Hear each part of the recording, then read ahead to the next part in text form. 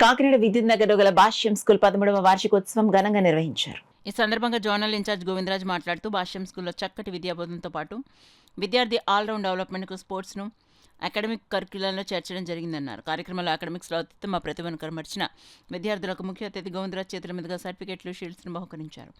అనంతరం విద్యార్థులు ప్రదర్శించిన సాంస్కృతిక కార్యక్రమాలు అందరినీ విశేషంగా ఆకట్టుకున్నాయి. ఈ కార్యక్రమంలో ప్రైమరీ ప్రిన్సిపల్ బి సువర్ణ, ఉపాధ్యాయులు, విద్యార్థులు, వారి తల్లిదండ్రులు పాల్గొన్నారు. అకాడమిక్ ప్రోగ్రామ్స్తో పాటు కల్చర్ యాక్టివిటీస్ కూడా జరుగుతున్నాయి. విద్యుత్ నగర్ భాష్యంలో ఈరోజు 13th year annual day celebrations జరుగుతున్నాయి. మనం పిల్లలకు చదువుతో పాటు కల్చర్ యాక్టివిటీస్ని కూడా ఎంకరేజ్ చేసే ఉద్దేశంతో మా చైర్మన్ గారు ప్రతి సంవత్సరం games and sports, culture events అనేది కంపల్సరీ కరికులంలో